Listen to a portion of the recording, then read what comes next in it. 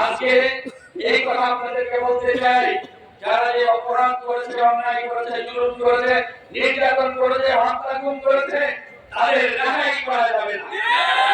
তাদেরকে কোনো অবস্থায় ছাড়া যাবে না। তাদের বিচারের কাজ করাতে হবে, তাদেরকে শাস্তি করতে হবে।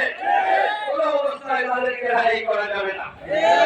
আমি তাই বলতে চাই, আপনারা যারা এখানে আছেন, এই এলাকায় যারা শাসক দলের ছিল এবং সন্ত্রাসী বাহিনীতে যুক্ত ছিল, এই এলাকার মানুষের উপর জুলুম নির্যাতন করেছে, হুমকি ধমকি দিয়েছে, মিথ্যা মামলা দিয়েছে, তাদেরকে আপনারা চিনেন। তাদেরকে খুঁজে বের করে আইনের হাতে সতর্ক করতে হবে, তাদের বিচার অবশ্যই করতে হবে। আবার এই কথা বলতে চাই, আমাদের এই এলাকার মধ্যে যারা আছে, কেউ আপনাদের আত্মীয়, কেউ আপনাদের পরিজন, কেউ আপনাদের পাড়া প্রতিবেশী, আপনারা কেউ দালালি করে নিয়ে কেউ তাদের জন্য সুপারিশ করতে আসতে পারবেন না, করা যাবে না। কারণ অপরাধের ওজন এত বেশি ভারী হয়ে গেছে, রক্ত জড়িয়েছে, কাজেই তাদেরকে রেহাই নাই। শাস্তি না করতে পারলে আগামী দিন আবার এরকম কুরঙ্গার তৈরি হবে, আবার এরকম দুষ্কৃতিকারী তৈরি হবে, সন্ত্রাসী তৈরি হবে। সেই সন্ত্রাসী যাতে আগামী দিন তৈরি না হয়, সেজন্যই তাদেরকে শাস্তির ব্যবস্থা করতে হবে। এই নারায়ণগঞ্জে এই নির্যাতন জুলুম হয়েছে, ইতিহাস হয়ে থাকবে। এই স্বৈর শাসক কি করেছে, যেমন ইতিহাস রয়েছে। এই নারায়ণগঞ্জে আওয়ামী লীগ করে 14 দল করে সন্ত্রাসী কার্যক্রম করেছে, আরো অত্যাচারের ইতিহাস রচনা করেছে। এই ইতিহাস ভুললে চলবে না। এই ইতিহাসের অবশ্যই জবাব আপনাদের আমাদের দিতে হবে। শুধু কি তারা অস্ত্র শস্ত্র দিয়ে আমাদের উপর মামলা করেছে না, এই দেশের মানুষের অর্থনীতিকে পঙ্গু করে দিয়েছে, সমস্ত জায়গায় লুটপাট করেছে, টেন্ডার নদী, দখল নদী, বিভিন্ন ভাবে অসৎ পথে অর্থ উপার্জন করে কোটি কোটি টাকা তারা বিদেশে পাচার করে দিয়েছে। এই চেষ্টাকে অর্থনৈতিক ক্ষেত্রে একটা বিপর্যয়ের মধ্যে ফেলে দিয়ে গেছে তারা। এই যে অর্থনীতি অবৈধভাবে তারা অর্জন করেছে, প্রত্যেক এলাকা থেকে তাদের বিরুদ্ধে মামলা করতে হবে। যেখানে তারা লুটপাট করেছে, যেখানে তারা অবৈধভাবে অর্থ উপার্জন করেছে, এগুলা খুঁজে বের করে করে তাদের বিরুদ্ধে মামলা করে শাস্তির ব্যবস্থা করতে হবে। আমরা আইনকে হাতে তুলে নেব না। আমরা বর্তমান সরকারকে সহযোগিতা করছি, আইন শৃঙ্খলা পরিস্থিতি উন্নতি করার জন্য আমরা সহযোগিতা করছি।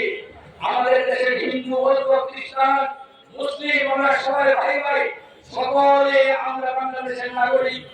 আমাদের বন সম্পদ নষ্ট হয়, আমাদের ভাইয়েরা ক্ষতিগ্রস্ত হয়, এই কাজে যাতে কেউ না যায় সেই নির্দেশনা দিয়েছেন আমাদের নেতা তারেক রহমান। সেই অনুযায়ী আমরা কাজ করে যাচ্ছি। কিন্তু এই কথা ভুললে চলবে না, যারা যা অপরাধ করেছে সেই অপরাধের শাস্তি অবশ্যই তাদেরকে দিতে হবে।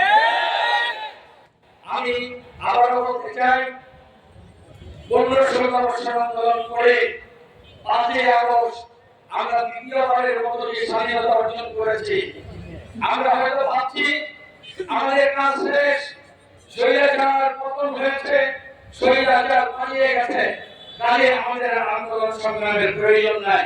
অনেকে হয়তো আমরা ভাবছি, আসলে কি তাই? না, এই স্বৈর শাসক পালিয়ে গেছে, তাদের দোসররা রয়ে গেছে, তারা বিদেশে গিয়ে ষড়যন্ত্র করছে যাতে করে এই বিধ্বস্ত বাংলাকে আমরা গড়ে তুলতে না পারি, আমরা উন্নয়নের দিকে যেতে না পারি। সেই জন্য বিশৃঙ্খলা সৃষ্টি করার জন্য সবসময় তারা চেষ্টা করছে। সেই দিকে আপনাদের আমাদেরকে নজর রাখতে হবে। কোনোভাবে যেন আমাদের মধ্যে আত্মগ্রহ তৈরি করতে না পারে, ঐক্যের বন্ধনে কোনো ফাটল করতে না পারে। আমরা সেই জন্য সবসময় ঐক্যবদ্ধভাবে চেষ্টা করব আন্দোলন সংগ্রাম অব্যাহত রাখতে। কেন আমরা আন্দোলন সংগ্রাম অব্যাহত রাখবো? এই জন্য যে আমাদের লড়াইটা কিন্তু ছিল স্বৈর শাসক দেশে এসে তিনটি নির্বাচনে জনগণের ভোটাধিকার প্রয়োগ করতে দেয় নাই। এই জনগণ দেশের মালিক, যারা ভোট দিয়ে তাদের নেতা নির্বাচিত করবে সেই সুযোগ তারা দেয় নাই। দিনের ভোট রাতে করেছে, রাতের ভোট তারা আবার ব্যালট বাক্স ভর্তি করে কেন্দ্রে এনে করেছে। ভোটারবিহীন তারা নির্বাচন দেখিয়ে তারা নিজেদেরকে নেতা ঘোষণা করে অবৈধভাবে 15টি বছর ক্ষমতায় অধিষ্ঠিত ছিল। আজকেও দেশ দ্বিতীয়বারের মতো স্বাধীন হয়েছে, কিন্তু এখন পর্যন্ত আমরা গণতান্ত্রিক অধিকার ফিরে পাই নাই।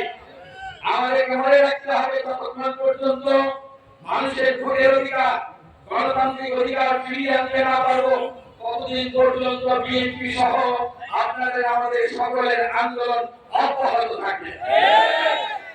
জনাব তারেক রহমান ঘোষণা করেছেন, যদি জনগণ আমাদেরকে আস্থায় রেখে বিশ্বাস স্থাপন করে ভোট দিয়ে আমাদেরকে নির্বাচিত করে, তাহলে আমরা ক্ষমতায় গেলে কি করবো? স্বৈর শাসক দেশের যে প্রতিষ্ঠানগুলোকে ধ্বংস করে দিয়ে গেছে, এই প্রতিষ্ঠানগুলোকে আমরা গড়ে তুলবো। গড়ে তোলার জন্য 31 দফা কর্মসূচি ঘোষণা করেছে। প্রথম দফায় রয়েছে আমরা গণতান্ত্রিক রাষ্ট্রীয় ব্যবস্থা প্রতিষ্ঠা করব। জনগণ নিজেদের ভোট দিয়ে নিজেদের নেতা নির্বাচিত করবে, এই ব্যবস্থা আমরা প্রবর্তন করব। এই ব্যবস্থা প্রবর্তন করতে হলে প্রথম কি করতে হবে? স্বৈরাচারী সরকার একটা নির্বাচন কমিশনার তৈরি করেছিল, নির্বাচন কমিশন, যেটা ছিল তাদের রাবার ইসলাম। তারা যা বলতো তাই করতো। আমরা যদি নির্বাচিত হয়ে আসতে পারি, তারেক রহমান বলেছে আমরা এই নির্বাচন কমিশন পুনর্গঠন করব, যাতে করে জনগণ ভোটের অধিকার ফিরে পায়, কোন স্বৈরতান্ত্রিক শাসন ব্যবস্থায় তাদেরকে কব্জা না করতে পারে। জনাব তারেক রহমান বলেছে এই স্বৈরাচারী সরকার দেশের আইনের শাসনকে ধ্বংস করে দিয়ে গেছে। বিচারক নিয়োগ তাদের দলের মানুষ করেছে। বিচারকদেরকে নির্দেশ দিয়ে তারা রায় করেছে।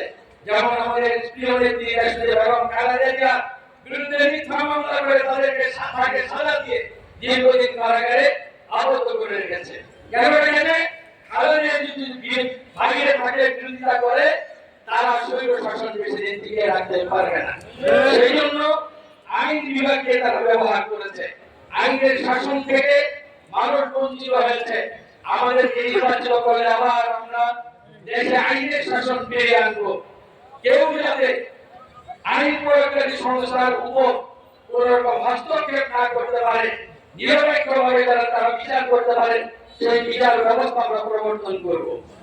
পুলিশ বাহিনীকে তাদের নিজস্ব বাহিনী করেছে, র্যাবকে নিজস্ব বাহিনী করেছে, বিজেপিকে নিজস্ব বাহিনী করেছে। আপনারা দেখেছেন তারা আইনাগত করে আমাদের দেশপ্রেমিক যে সেনাবাহিনী তার সুনাম সুখ্যাতিকে নষ্ট করেছে।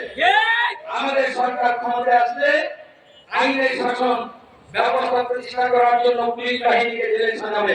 সমস্ত বাহিনীকে আবার সুন্দরভাবে সাজিয়ে তুলবে, যাতে স্বৈর শাসক কোনদিন তাদেরকে ব্যবহার করতে না পারে। আপনারা জানেন একজন শাসক কিভাবে স্বৈর শাসক হয়। শেখ হাসিনা 3 বার একাধারে দেশের প্রধানমন্ত্রী নিজেকে ডিক্লার করেছে।